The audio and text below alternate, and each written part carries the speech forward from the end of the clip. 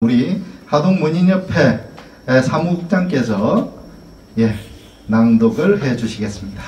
반갑습니다. 이목경입니다. 제가 평소 목소리는 좀 깨꼬리 같은 목소리입니다. 근데 지금 감기가 걸려가지고 목소리가 좀 깨꼬리 같지는 않습니다. 다음 기회가 되면 꼭 깨꼬리 같은 목소리를 들려드리겠습니다. 그리고 제가 동화에 대해서 참 너무 무지했구나 이제 느꼈어요.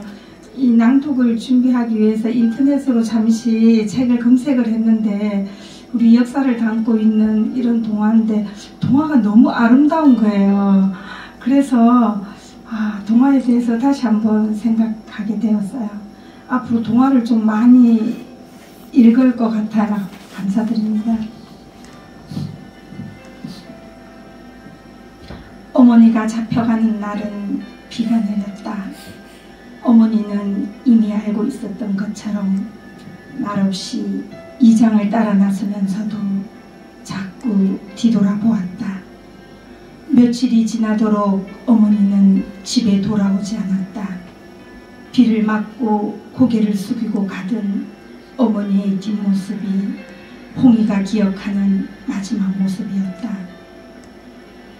밤에는 아무리 눈을 감아도 눈앞에 어머니 뒷모습이 어렁거렸다. 삼촌들 소식도 그 이후로는 듣지 못했다. 홍이는 혼자 집에 있는 게 무섭고 외로웠다.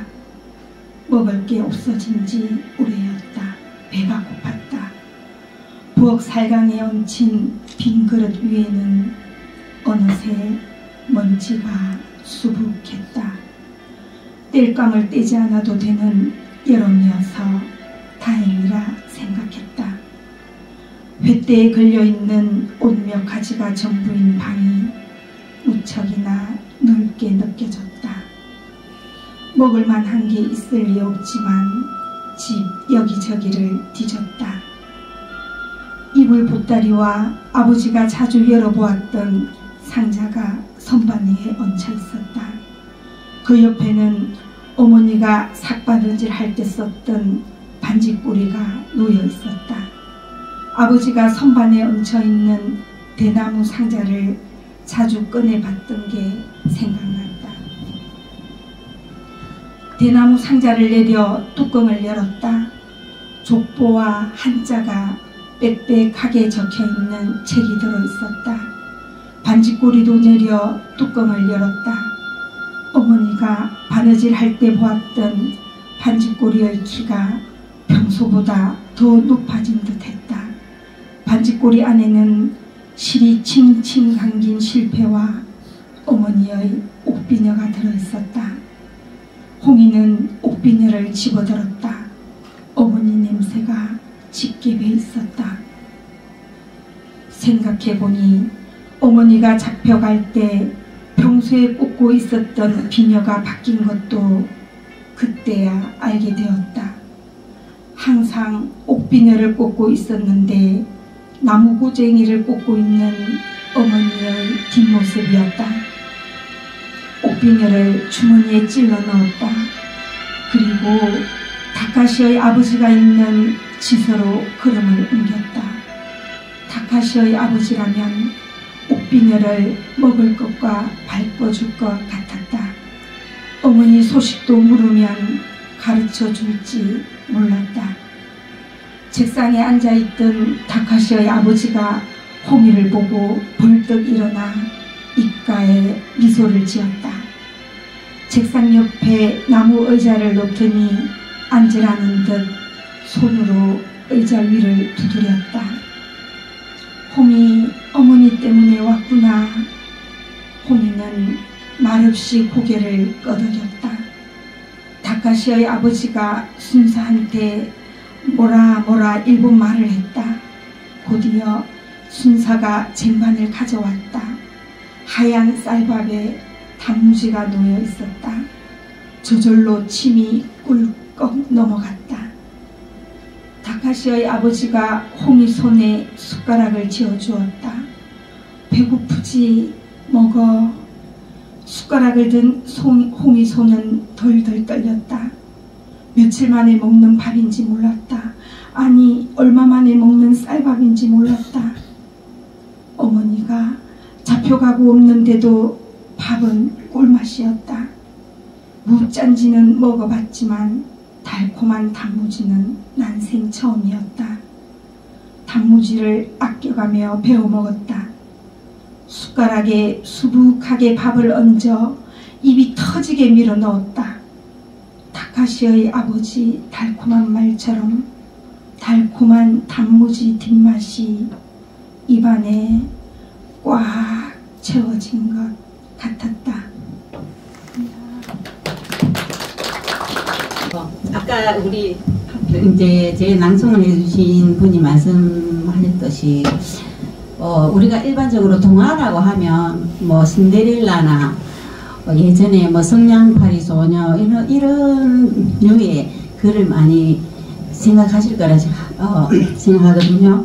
근데 이제 혹시 이제 여기 계신 분들도 나중에 동화라는 장르를 생각할 때 그냥 아이들이나 청소년들이 읽을 소설 이렇게 염두에 동화가 그런 거구나로 이렇게 인지해 주시면 더 고맙겠습니다. 앞으로 글을 읽을 때 더 도움이 되지 않을까 이렇게 생각하거든요. 우리가 일반적으로 이제 저도 아까 소설을 예전에 쓰고 싶었다고 했는데 저 따지고 보면 우리 글 쓰는 사람들 치고 뭐 가슴에 엉어리 앉은 사람이 없다 이런 말을 많이 들었어요. 들었는데 저도 역시 마찬가지로 제가 글을 쓰는 사람이 되리라고는 어릴 때는 전혀 생각을 못했고, 근데 지나와서 어떻게 글을 쓰게 됐나 생각을 해보니까 어릴 때 이 하동이라는 곳이 지금 예를 들어서 뭐 자차가 없고 버스만 다니고 이런다고 생각하면 버스를 1년 가도 한번 탈동 말동 한 시골에서 항상 보이는 거는 하늘하고 산밖에 없거든요. 너무 거기가 답답했고 그랬는데, 그래서 이제 저는 어릴 때 우리 동네도 그렇지만 굉장히 또 시대가 시대인 만큼 그래도 이제 오늘 오신 두 분보다는 제가 조금 젊던데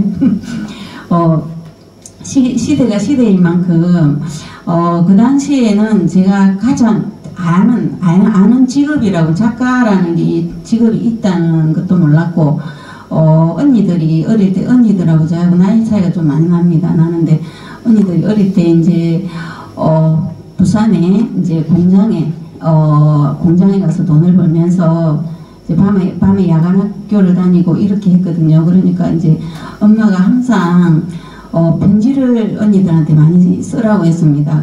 그리고 우리 할머니 같은 경우는 할머니가 1892년생인데 우리 가부개혁보다 빨리 태어나신 분이죠. 근데 그럼에도 불구하고 할머니는 머리 하얀 쪽머리를 하고 그 교회 항상 성경을 읽어줬어요. 그래서 저는 성경 안에는 항상 할머니가 보물 같은 말씀이 있다 이래가지고 정말 보물 같은 말씀만 있는 줄 알았는데, 이제 나중에 자라갖고 이제 제가 성경도 한 7독을 했습니다. 그러니까 4번을 이렇게 성경 타자를 완독을 하고 그렇게 했음에도 불구하고 할머니가 말씀하신 이제 보물의 말씀은 아직 발견을 못했습니다.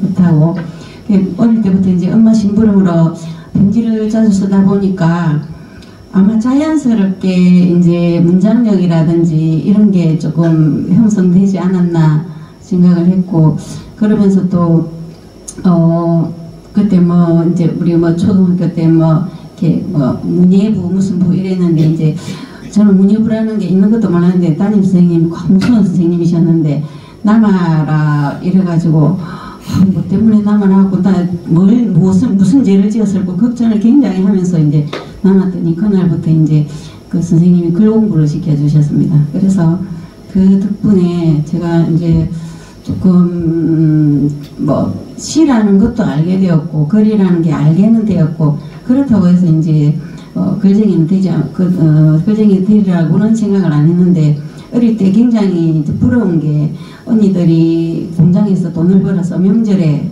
오면서 이제 옷도 사오고 돈도 가지고 오고 엄마한테 돈도 주고 이러니까 너무 저도 언니들처럼 빨리 어른이 되고 싶었습니다. 빨리 어른이 돼서 공장에 가서 돈 벌어서 엄마를 기쁘게 해드리는 그런 제 생각에는 항상 제 엄마가 항상 어두웠기 때문에 항상 엄마 웃는 모습을 보는 게 어릴 때 소망이었습니다. 그래서 이제 항상 어떻게 하면 엄마를 기쁘게 해드릴까 그런 생각을 하면서 이제 자라왔고 그러면서 이제 뜻하지 않게 이제 어떤 사유로 인해서 부산으로 이사를 가게 됐습니다. 그래서 일단은 제가 내려가는 거네. 저는 이제 아까 잠깐 언급했지만 원래는 시를 썼고요.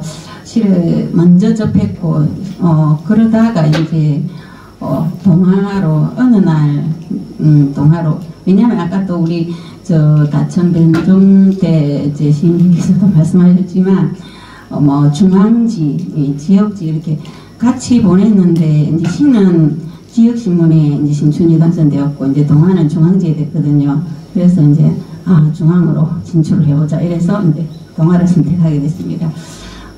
저는 이제 이거 제가 그린 건데 예쁘죠? 이모티콘 한번 만들어보고 돈 한 벌어보려고 했는데 안 되게 제주는 안 되더라고요. 그래서 이제 하고 저는 초등학교 방과후학교에서 이제 한 15년을 해서 일했습니다. 일하면서 그 당시에는 시를 쓰고 있었는데 아이들 교재를 만들려니까 교재가 참 마음에 드는 게 없더라고요. 이게 마음에 들면 저게 안 들고 저게 마음에 안 들면 이게 안 들고 완벽한 게 없어서 제가 아예 만들었습니다. 만들어서 지금 제가 이제 편집도 좀 잘하고요. 디자인도 좀 잘하고 컴퓨터도 꽤 잘합니다. 컴퓨터로 이제 자격증도 좀 몇 개 있습니다. 있는데 애들 그게 이제 애들 교재를 만들면서 자연스럽게 익혀간 거거든요. 그래서 이제 교재를 만들면서 나도 이런 좋은 글을 쓰고 싶다라는 생각이 들었습니다. 그래서 글을 써가지고 애들한테 보여주고 하면 애들이 재밌다고 하면 이제 그때 슬쩍 한번 보내보고 이렇게 했었거든요. 근데 사실은 그때 소설도 총 쓴 게 3편, 동화도 총 쓴 게 3편. 예, 그 정도 아주 그러니까 제가 시를 배울 때는 저는 그 경남대학교 박태일 교수님한테 시를 배웠는데 그 박태일 교수님께서 시 100편을 마음에 드는 시 100편을 모으기 전에는 절대 등단을 하면 안 된다 이렇게 말씀하셔가지고 또 배울 때는 그런 분들의 말씀이 곧 법이 되는데 그렇게 하려고 했는데 100편은 그냥 3편 가지고 이렇게 등단이 되어버려가지고 제가 이렇게 동화를 그때부터 이제 다시 배우러 갔습니다. 동화 배우는데 그렇게 해서 이제 동화를 쓰게 되었고 그렇다고 이제 전업으로 동화를 배운다고 그때 시작했는데 오히려 글은 더 안 써지더라고요. 그래서 등단은 신춘문예는 2007년에 됐지만 10년 동안은 시도 못 쓰고 동화도 못 쓰고 아무것도 못 쓰고 쓴다고는 했지만 이게 제대로 된 작품이 나오지 않고 그랬었거든요. 그래서 제가 나중에 책을 내고 뭐 한 거 보면은 거의 10년의 공백이 비어 있습니다. 비어 있고 이제 간두면서 방과후를 코로나 오면서 간뒀습니다. 그래가지고 그 전에는 아이들도 꽤 많았거든요. 방과후 치고 아이들 많고 좀 주위에 교장 선생님이나 선생님들한테 굉장히 좀 우리 과목이 인기가 있었습니다. 그랬는데 그만두게 되었고 그러고 나서부터 이제 책을 쭉쭉 냈습니다. 그래서 이제 그 전에 쓴 게 다 또 항상 10년 동안 밖으로 드러나는 게 없다고 해서 또 놀고 있었던 것만 아니고 그 동안에 또 했던 게 조금씩 이제 발표를 할 수 있는 그런 계기를 삼아서 이제 했고 책을 내다 보면 이제 제가 제일 자신 있다기보다 이제 제 대표작이라고 한다면 이게 저기 이제 독립군이 된 유타가 있습니다. 보이십니까? 독립군이 된 유타가 있는데 이거는 제가 사실은 진주에 형평문학상이라고 있거든요. 이게 되게 받고 싶었어요. 그래서 그걸 노리고 사실 쓴 거거든요. 근데 역사를 공부하면서 이제 우리 형평운동이 있었잖아요. 1923년 형평운동이 있었는데 그걸 보면서 아 이런 이야기를 누가 써주겠노? 내같이 고생하는 사람이 써줘야지 공감을 하지 싶어서 이제 꼭 쓰고 싶었습니다. 그래서 그걸 이제 형평문학상을 생각하면서 쓰긴 했는데 이 책으로 인해서 이 책으로 우수출판 도서도 선정이 되고 또 김혜시 올해의 책으로 진주에서는 아무도 이 책 낸 것도 모르고 형평문학상에 보내보기도 했는데 책은 재밌게 잘 읽었다 하면서 뽑아주지는 않더라고요. 그 대신에 이 책으로 그보다 더 좀 좋은 상금도 많고 이런 장원 아동문학상을 받게 됐습니다. 이 책이 저한테 보면 대표작이라고 할 수 있고 오늘 이 반지꼬리의 비밀은 사실 장편이라 그 전에는 단편은 우리 여기 아까 이 하은 선생님도 동화 쓰시는 소설하고 동화를 쓰시는 분인데 단편이라고 하면 우리가 원고지 30매를 이야기하는데 장편으로는 처음 써본 게 이 반지꼬리의 비밀이거든요. 근데 아무래도 사람이 글을 쓰다 보면 자기가 잘 알고 있는 걸 쓰게 되잖아요.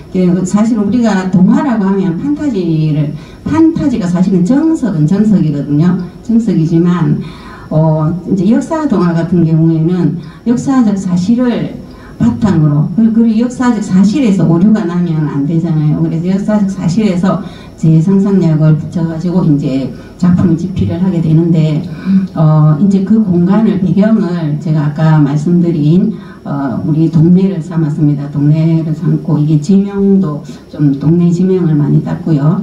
그래서 이거는 또 제가 처음에 생각을 할 때 이거는 우리가 해방이 되어서 참 제가 일제강점기 이야기를 많이 쓰고는 싶은데 너무 또 동화로서 일제강점기 이야기 나온 게 너무 많아가지고 쓰고 싶은데 자제는 굉장히 하고 있습니다. 하고 있고 지금 이제는 준비하고 있는 게 요즘에 또 4.3 우리 한강 작가 덕분에 4.3이라든지 5.18이라든지 이런 게 조금 이슈가 되는지 모르겠지만 저는 또 한 5년 전부터 항상 작품을 내고 나면 그 다음 작품을 뭘 쓸까 이 주제를 생각하게 되는데 지금 이게 우리 여기도 하동이나 산청이나 여기도 보도연맹에 대한 책이 아주 귀한 걸로 알고 있고 작품으로 된 게 있긴 한데 좀 그래서 제가 그걸 지금 준비를 했고 지금 한 50% 정도 이렇게 집필을 하고 있습니다. 그래서 혹시 다음에라도 제 이름 검색해가지고 그 책이 뜨면 한번 살펴봐 주시기 부탁드리겠습니다. 그래서 반지꼬리의 비밀은 저희 동네에 있던 걸 참고 삼았지만 우리 시아버님이 제가 가면 우리 어머님이 글을 모르셨나봐요. 그래서 그때 일제 때 징용에 잡혀갔는데 우리 어머님이 글을 모르니까 이장에 그냥 도장 찍으래 이래가지고 도장을 콩 찍어줬는데 그 다음날 잡아갔대요. 그런 게 그게 글을 몰라서 생긴 또 비극일 수도 있잖아요. 그래서 그런 점을 또 많이 이야기해 주고 싶었고 또 우키시마호 이야기도 이것도 정말 우리가 알지 못하는 정말 이 일제강점기 때뿐만 아니라 알지 못했던 슬픈 일들이 지금 우리 역사 속에서 많이 있었는데 그런 것들을 제가 아주 조금이라도 알려주는데 도움이 되는 역할은 하고자 작가로서 제가 할 수 있는 작가로서의 일이 그런 게 아닌가 이렇게 생각합니다. 그리고 요즘 또 동화도 재미있게 잘 팔리는 책 정말 많거든요. 우리 같이 공부한 사람은 베스트셀러 돼가지고 중국에도 책 수출하고 일본에도 수출하고 하는데 우리 같이 공부했던 팀들 중에는 그래도 제가 썩 잘된 편은 아닙니다. 그래서 그런 분들은 재밌게 잘 쓰니까 그런 분들의 역할이 있는 거고, 저는 또 이제 부족하지만 우리 역사의 한 현장에서 좀 슬펐던 거나 알려지지 않은 거나 이런 이야기를 제가 조금이나마 대변해 주면 좋겠다 하는 생각으로 글을 쓰려고 합니다. 앞으로도. 그리고 제가 쓴 글은 제가 지금 제가 김해에 굉장히 이제 하동에 살다가, 원래는 하동 살다가 이제 부산에 있다가 김해 결혼하고 이제 김해 간지 얼마 안 돼서 김해 갔는데, 사실은 어떤 사람들이 김해에 어떻게 와서 살게 됐냐, 남편이 김해 사람이냐 물어보는데, 우리 남편은 충청도 사람이거든요. 김해에 이제 아파트 막 개발하고 집이 좋다 이래가지고 아파트 막 개발할 때 이제 가서 딱 살아보니까 제가 어릴 때부터 산과 하늘, 제가 어릴 때 살고 싶었던 곳은 하동읍. 제가 어릴 때 이제 여기 하동읍에는 백일장 하러 오고 그 합창부 노래자랑 하러 오고 막 이랬거든요. 그 노래 나중에 혹시 시키실 일 있으면 하면 조금은 합니다. 가수만큼만 해도. 그렇다고 이제 초대 가수로 불러주시면 안 되고요. 그래서 이제 어릴 때부터 하동읍 정도 되는 곳에 남편이 공무원이었으면 이런 생각으로 많이 살았거든요. 그래서 막 현모양처 있잖아요.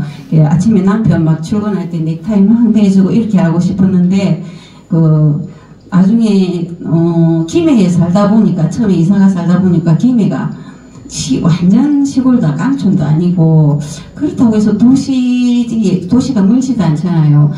김해가 딱 정말 어릴 때부터 내가 그려왔던 그런 곳이었습니다. 그래서 지금은 김해도 너무너무 이제 제가 좋아하고 하다 보니까, 또 더구나 김해는 우리 가야에 금강가야가 있었던 곳이잖아요. 가장 가야를 이끌었던. 그래서 김해시에서 김해를 좋아한다고 내 혼자 짝사랑을 많이 하면서 나 김해 좋아한다고 외쳐도 이제 김해 분들은 싹 알아주지는 않습니다. 그런데 김해에 관련된 이제 김해 인물 이야기, 김해 인물, 김해에서 어떤 인물이 있었고, 어떤 사람이 이렇게 좋은 일을 한 분이든 좀 악한 일을 한 분이든 어떤 분이든 개의치 않고 김해의 인물에 대한 이야기를 제가 이제 혼자서 쓴 건 아니고 이 자료를 모아주면 제가 이제 청소년들이 읽을 언어로 바꿔가지고 이렇게 쓰는 작업을 했고, 그리고 책을 저도 이제 시집을 제일 처음에는 시집을 2009년에 했습니다. 네, 동화를 시집 마무리를 해야 되기 때문에 그래서 시집을 했는데 시는 제가 이제 요즘에도 보면 오늘도 우리 변정태 스님 말씀하실 때 굉장히 녹음하고 저장해주고 싶은, 저장해서 갖고 나중에 써먹고 싶은 이런 문장들이 많았거든요. 그랬는데 제 시집 같은 경우는 제가 그냥 가장 원래 뭐든지 자기가 넘쳐야 남한테 줄 수 있다고 하잖아요. 그래서 제 속에 엉거려진 게 흐르다가 넘친 그런 이야기를 모아놓은 시집입니다. 그래서 이제 저 시집을 끝으로 이제 더 이상 시는 쓰지 않고 있습니다. 어디 가면 시인이라고만 하고 있습니다. 그렇게 됐고 이제 작가가 되어서 이런 상은 좀 받았습니다. 아주 썩은 재능은 없는데 자질구레하게 어찌됐든 누가 그러더라고요. 여기 가장 할 수 있는 계기가 뭐냐 하니까 먹고 살려고, 저도 먹고 살려고 이렇게 이것저것 온갖 거 다 해봤습니다. 그리고 이제 책은 아까 전에 이제 말씀드린 대로 이렇게 나왔고요. 최근에 이거 9월에 나왔습니다. 김해 가야가 건국되기 전에 가야라는 것은 이제 우리 김해에 가면 구지가 하고 많이 이야기하거든요. 근데 구지가에 보면 이제 제가 이상하게 여겼던 거는 아니 구간이라는 사람들이 한 나라마다 이제 나라란다 마을마다 이렇게 대표 촌장들이 있는데 그 사람들을 구간이라고 하는데 그 구간들이 자기가 살고 있는 땅을 빼앗으려 와가지고 내가 너희들 나라를 먹겠다 하는데 구간들이 좋아서 술을 마시고 춤을 췄다는 게 도대체 이해가 안 그게 사실 그 삼국 유사에 그렇게 기록이 되어 있습니다. 그래서 그게 아주 짧게 언급이 되어 있지만 저는 항상 그걸 보면서 아니 내가 상식적으로 내가 만약에 우리 집에 가장이라고 치면 우리 집을 누가 빼앗으러 왔는데 아이고 좋습니다 하고 노래 부를 사람이 있을까라는 생각을 했거든요. 그래서 그 의문에서 시작되어서 이제 그래도 역사를 완전히 벗어나면 안 되기 때문에 그 시대에 살았던 이제 그 이전에 가야가 생기기 전에 부야국이라고 있는 이제 김해가 부야국이었는데 거기에 살았던 아이들 이제 그래도 명색이 동하기 때문에 아이들을 주인공으로 세워서 이야기를 이끌어서 이제 나름의 이야기는 하나 만들었습니다. 이게 굉장히 이거 쓰는데 자료 조사도 오래 하고 오래 또 출판사에서도 굉장히 오래 있었거든요. 출판사 보통 책 같으면은 제가 시집이나 이런 시집도 내봤고 책을 굉장히 많이 내봤는데 이제 하면서 아이들 책도 많이 만들어 보고 했는데 이 같은 경우는 출판사에서 정말 1년 몇 개월 있었습니다. 그러면서 계속 편집자하고 이제 편집자가 이렇게 바꿔주세요 저렇게 바꿔주세요 많이 요구를 하신 겁니다. 그래서 제가 좀 첫 부분에 이렇게 좀 자연스럽게 잘 안 넘어가서 이렇게 제 그 스타일은 아니지만 그래도 또 출판사하고 또 잘 맞아야 되기 때문에 요구를 드려서 그래도 이제 아주 조금 작품으로서의 가치는 조금 있다고 생각합니다. 그래서 혹시 또 기회 되시면 꼭 한번 읽어주시기를 부탁드립니다.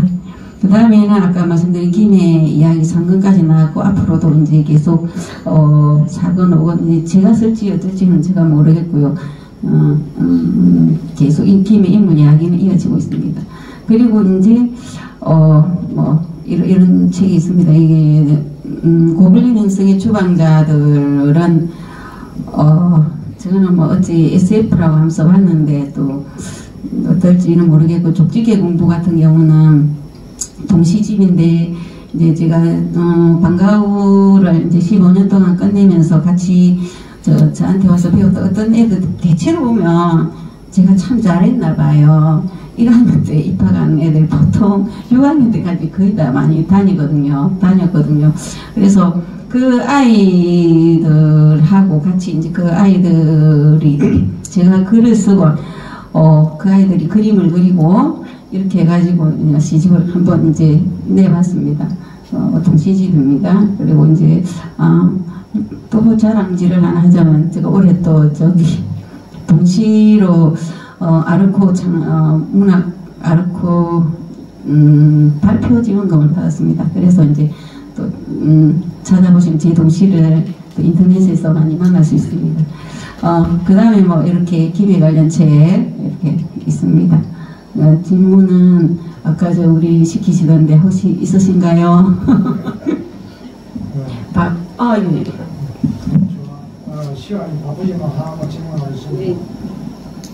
유 작가님이 훌륭하게 많은 책도 쓰시고 그리고 또 수상도 많이 하셨는데 김해에 대해서 역사를 위해서 동화도 쓰시고 했는데 하동에서 태어나고 자라고 또 부모님도 여기서 생활하시고 현지들도 여기서 생활하셨는데 혹시 하동에 관련된 인물이나 역사에 대해서 동화책이나 소설을 쓸 생각이 없으신지 또 그리고 없다 그래도 좀 해주시라고 요청드리고 싶습니다. 고맙습니다. 저는 당연히 쓰고 싶은 마음이 많죠. 왜냐하면 제 같은 경우는 이제 하동에 대해서 우리 하동군에 제가 하동의 인물, 지명, 이 마을이 어떻게 생겼는지 지명 하동 홈페이지에 굉장히 정리를 잘 해놨더라고요. 하동군 홈페이지 자주 들어오거든요. 그래 해놨는데 제가 요즘에 이게 그 게을러서 취재를 한번 가고 싶은데 우리 동네에 우리 얼마 전에 이제 빨리 하겠습니다. 얼마 전에 우리 저기 초등학교 친구들을 만났는데 우리 이렇게 제가 살던 그 중천부락에 거기 거기에 어릴 때는 몰랐는데 거기 이제 이런 동산이 있는데 고인돌이 있다고. 근데 그런 거를 모르는 동네 사람들은 모르고 계시는 분이 많더라고요. 고인돌이랑 우리는 그게 고인돌이다 하는 거 알겠는데, 그래서 그런 거에 대해서 좀 조사도 해보고 싶고, 하동에 이 하동 이야기도 많이 저도 생각을 해봤는데 저도 아까 말씀하신 것처럼 글을 쓰기 위해서 한 100살까지 살고 싶습니다. 네, 뭐 충분히 가능할 것 같습니다. 예, 제가 올해 토지문학제 기간 동안에 작년 하반기부터 올 상반기까지 나온 청소년 소설 한 122권을 읽었어요.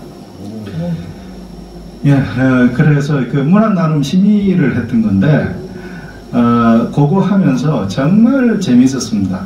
소설보다 이게 수준이 낮거나 청소년 소설이라고 해서 중고등학생 이제 대상으로 쓴 그런 작품들인데, 수준이 절대 낮지 않습니다.